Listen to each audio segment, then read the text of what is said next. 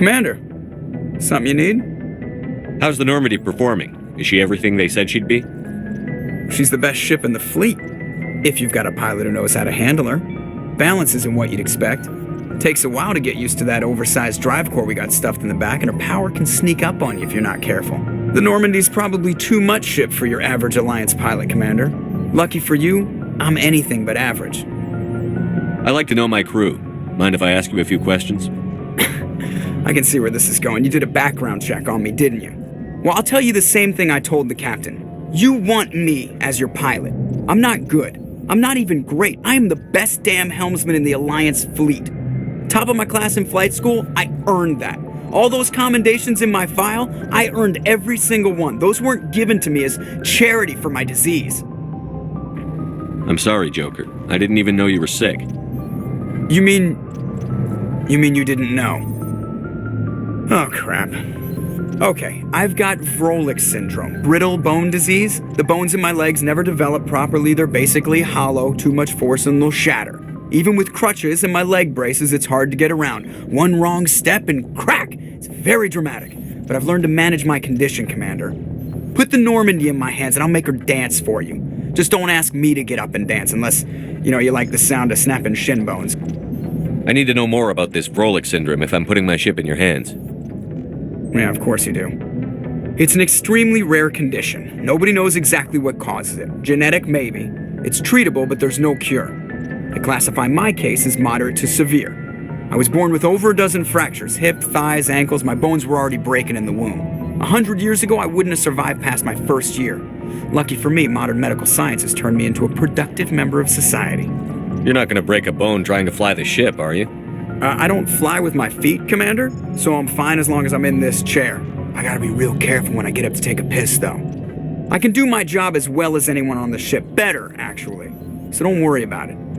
I'm not trying to make you uncomfortable. Let's talk about something else. Whatever you want, Commander. How'd you end up joining the Alliance? Look, if you're looking for an inspirational tale of the crippled kid overcoming impossible odds, you're gonna be disappointed. My mother was a civilian contractor working for the Alliance. I basically grew up on the Arcturus station back when they were building up the fleets. Spend all that time around Alliance ships, there's a good chance you'll end up going to the Academy. Why does everyone call you Joker? It's a lot shorter than saying Alliance Flight Lieutenant Jeff Moreau. Plus, I love to make little children laugh. I was just thinking how much you remind me of Santa Claus. Look, I didn't pick the name. One of the instructors in flight school used to bug me about never smiling. She started calling me Joker, and it stuck. Why didn't you ever smile? Hey, I worked my ass off in flight school, Commander. The world's not gonna hand you anything if you go around grinning like an idiot. By the end of the year, I was the best pilot in the Academy, even better than the instructors, and everybody knew it. They'd all got their asses kicked by the sickly kid with the creaky little legs. One guess who was smiling at graduation? I have to go. All right, see ya.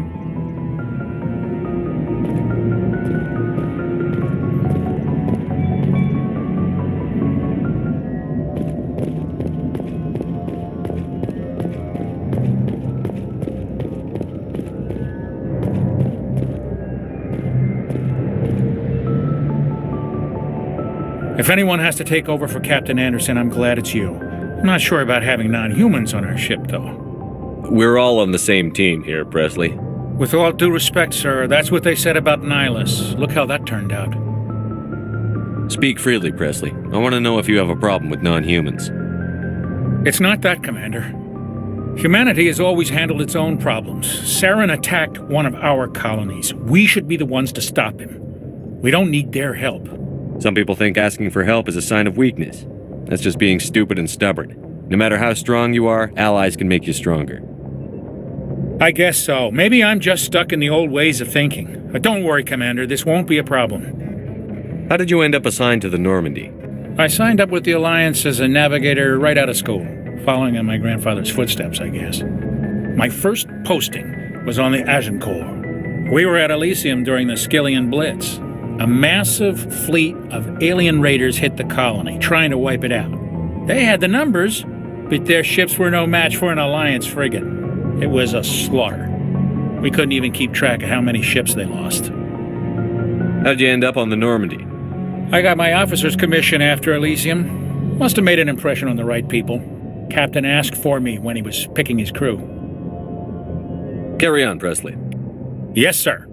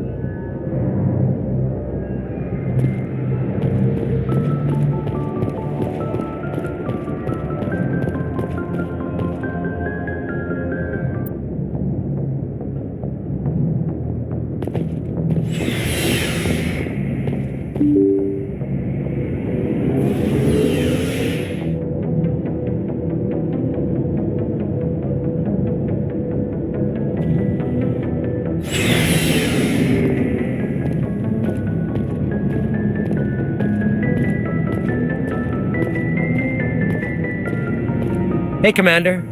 Looking for some extra supplies before you head out? What have you got? Whatever you want. Armor, weapons, mods. It's not standard Alliance issue, but that's not necessarily a bad thing. Well, as long as you don't mind paying for it. Why should I pay you for my weapons and armor? My stuff doesn't come from the Alliance. I have to purchase it myself, and it's not cheap. Hell, the licenses alone have set me back more than I'd like. But no licenses, no goods. Without the goods, I'm out of a job. What are licenses? Why do you need them? Manufacturers sell licenses. Each license allows me to buy and sell a certain brand of products. I already have several basic ones, but you'll need to buy more if you want me to bring in different brands. Many of the best licenses are hard to get, but they're well worth the cost if you can find them. What do the different manufacturers offer? There are too many for me to keep track of, but each license will explain what it's good for. How often will you get new items? Well, that depends on how many licenses you've purchased, but I'll rotate items on a regular basis regardless. And anytime we land someplace with a big enough port, I'll buy, sell, and trade whatever I can. But check back often. I need to move items quickly, so only the most basic items will be stocked consistently. Not right now, thanks. No problem. Keep checking back.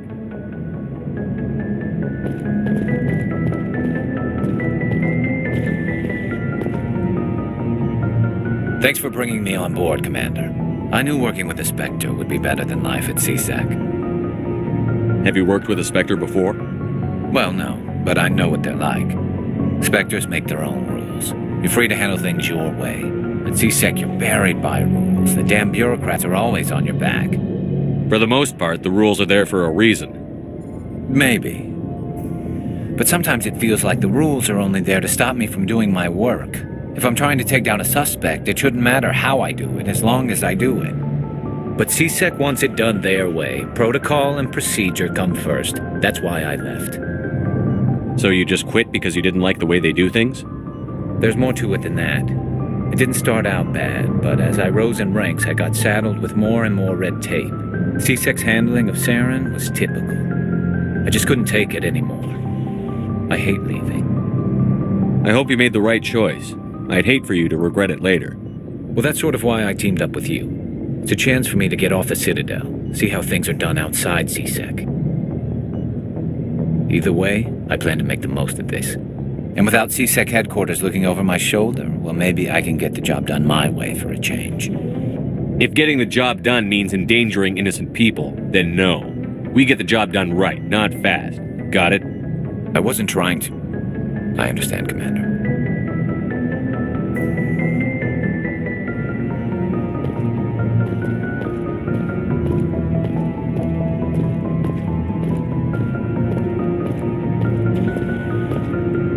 Nice ship you've got, Shepard. What can I do for you? What's your story, Rex? There's no story. Go ask the Quarian if you want stories. You Krogan lived for centuries. Don't tell me you haven't had a few interesting adventures. Well, there was this one time the Turians almost wiped out our entire race. That was fun. I heard about that. You know, they almost did the same to us. It's not the same. It seems similar enough to me. So your people were infected with a genetic mutation? An infection that makes only a few in 1,000 children survive birth? And I suppose it's destroying your entire species? I suppose it isn't all the same. I don't expect you to understand, but don't compare humanity's fate with the Krogan. Sorry, Rex. I wasn't trying to get you upset. Your ignorance doesn't upset me, Shepard. As for the Krogan, I gave up on them long ago. The genophage infected us, but it's not what's killing us. Are your people really dying? We're sure not getting any stronger. We're too spread out. None of us are interested in staying in our own system. Lots of species have left their homes and prospered. But they go to colonize new worlds. We're not settlers. We're warriors. We want to fight. So we leave. Hire ourselves out. And most of us never go back. What can you tell me about the genophage? Ask the Solarians if you want details. They made it. All I know, it makes breeding nearly impossible. Thousands die in stillbirth, and most never get that far. Every Krogan is infected, every one. And no one's rushing to find a cure. Why don't the Krogan try to find a cure? When was the last time you saw a Krogan scientist? You ask a Krogan, would he rather find a cure for the genophage or fight for credits? He'll choose fighting every time. It's just who we are, Shepard. I can't change that. Nobody can. So long, Rex. Shepard.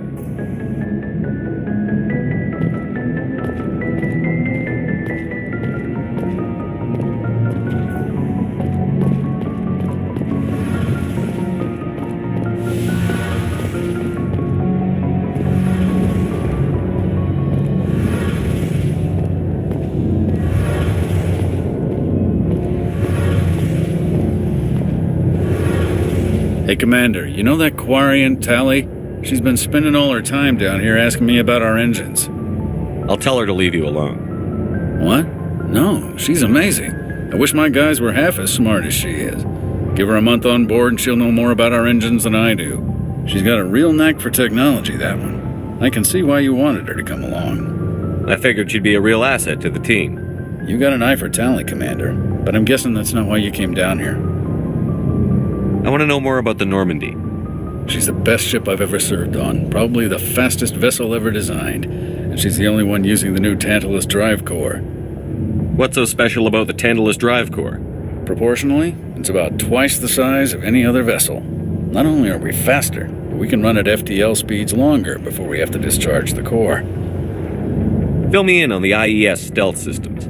How does it work exactly? You can't hide a ship out in space. They emit too much heat and radiation. Too easy for sensors to pick them up, unless you find a way to capture those emissions.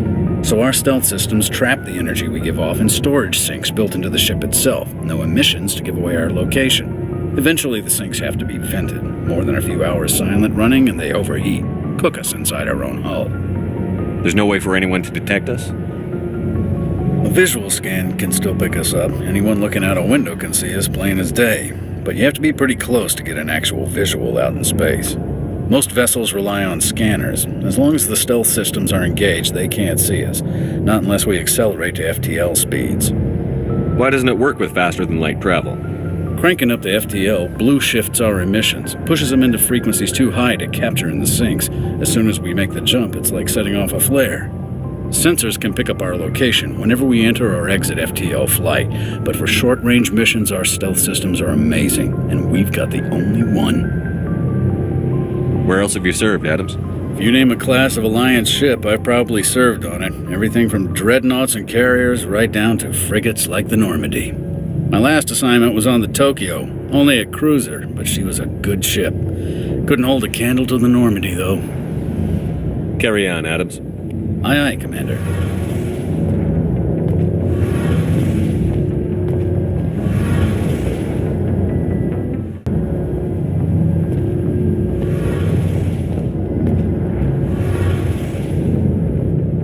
Your ship's amazing, Shepard. I've never seen a drive core like this before. I can't believe you were able to fit it into a ship this small. I'm starting to understand why you humans have been so successful. I had no idea Alliance vessels were so advanced. The Normandy's a prototype. Cutting-edge technology. A month ago, I was patching a makeshift fuel line into a converted tug ship in the flotilla. Now, I'm sitting on board one of the most advanced vessels in Citadel space.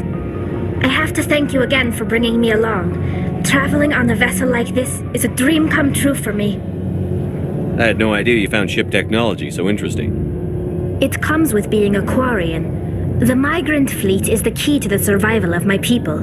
Ships are our most valuable resource. But we don't have anything like this. We make do with cast-offs and second-hand equipment. We just try to keep them running for as long as we can. Some of the fleet's larger vessels date all the way back to our original flight from the Geth. I can't believe your fleet's still using ships that are 3 centuries old. They're constantly being repaired, modified, and refitted. They aren't pretty, but they work, mostly. We've tried to make ourselves as independent as possible on the flotilla, grow our own food, mine, and process our own fuel. But some things we just can't make on our own. A patch to maintain the hull integrity requires raw materials we just don't have. That's why our pilgrimages are so important. I want to know more about the pilgrimage. When my people reach maturity, we leave our birth ships and seek acceptance with a new crew. It's necessary to maintain genetic diversity among the fleet. But no ship wants to accept someone who will be a burden on them. So, to prove our worth, we embark on a pilgrimage. We set out alone, leaving the flotilla and our families behind us. We only return once we have found something of value we can bring back to the fleet. This is presented as a gift to the captain of the respective ship we wish to join. If the gift is accepted, we are welcomed into the crew. I can't believe they just send you off alone. It's not like they just cast us out. Before we leave, we are given lessons in how to survive outside the flotilla, and given gifts to help us on our journey. We also receive implants to fight off sickness and disease. Generations of living in an isolated and highly controlled environment have left our immune systems weaker than most.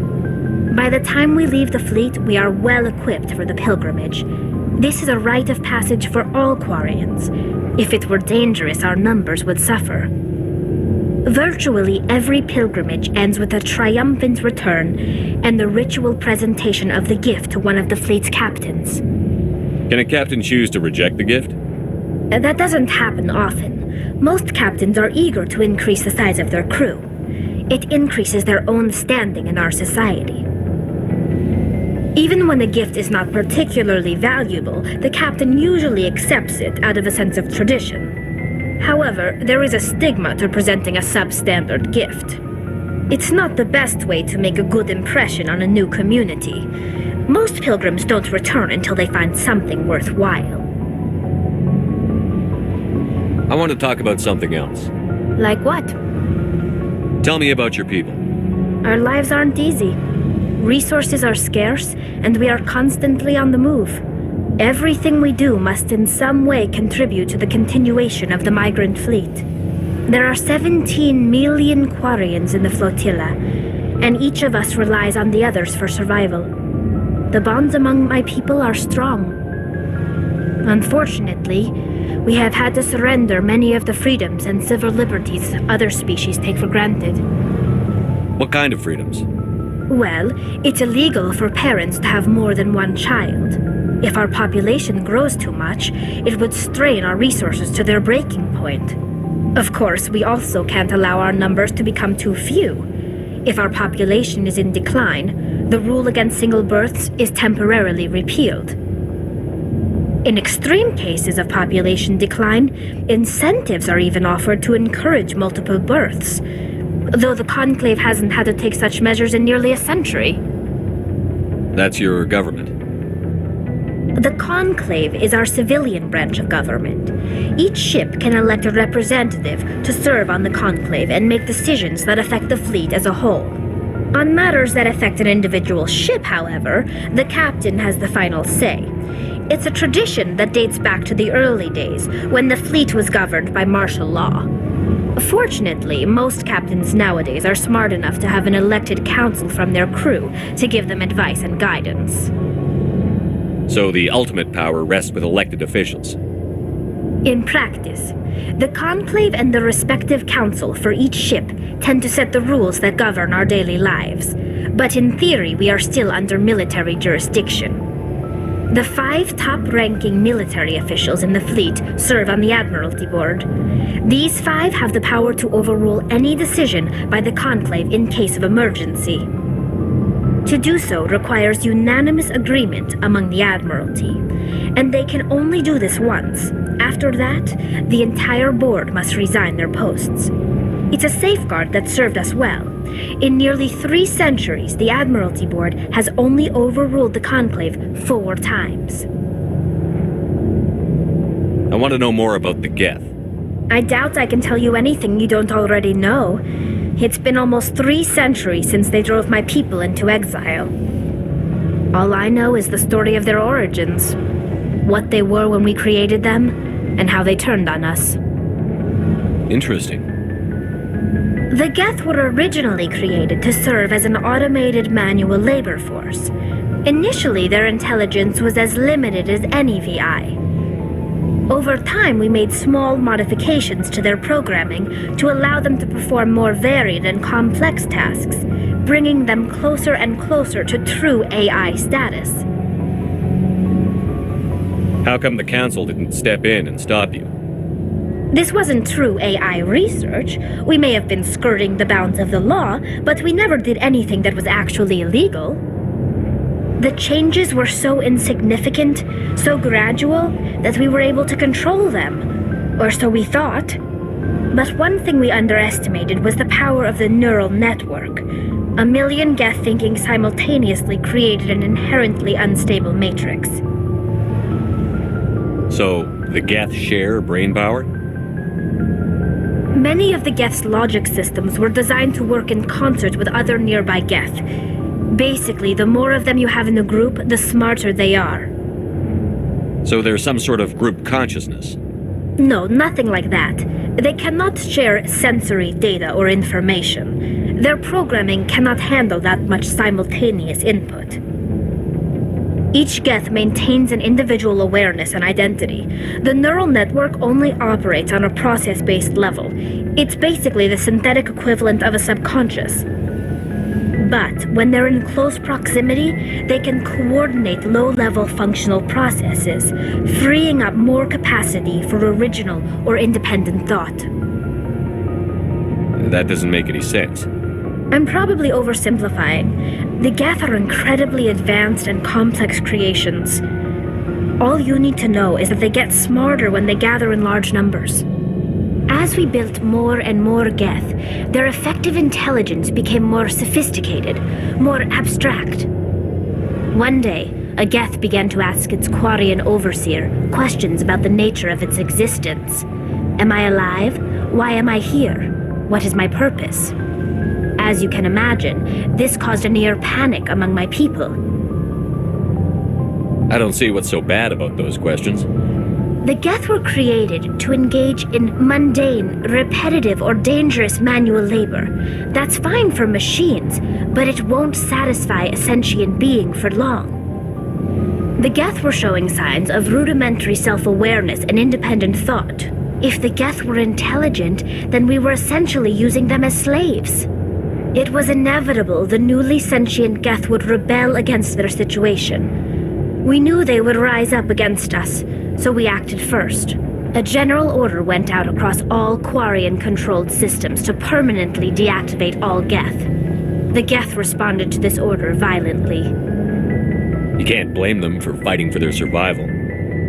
We had no other choice. The Geth were already on the verge of revolution. By acting quickly, we had a chance to end the war before it began. The hope was that most of the Geth would still be little more than machines, incapable of organized resistance. But they had progressed much further than anyone anticipated. The war was long and bloody. Millions upon millions of Quarians died at their hands. In the end, we were forced to flee our own homeworld. We feared the Geth would pursue us, but they never came beyond the Veil. Now we drift through space, exile searching for a way to reclaim what was once ours. It's hard to feel sorry for you. Your ancestors tried to wipe out another species. We made a mistake when we created the Geth in the first place, but we did not make a mistake when we went to war against them. If we had not acted, they would have wiped us out. They're a synthetic life form. They have no use for organics. None. Why do you think they cut themselves off from the rest of the galaxy? Why do you think they've killed every organic being who's ever tried to contact them? I didn't mean to offend you. I'm sorry. I didn't mean to get so worked up. Most Quarians tend to have pretty strong opinions about the Geth. I should go. See you later.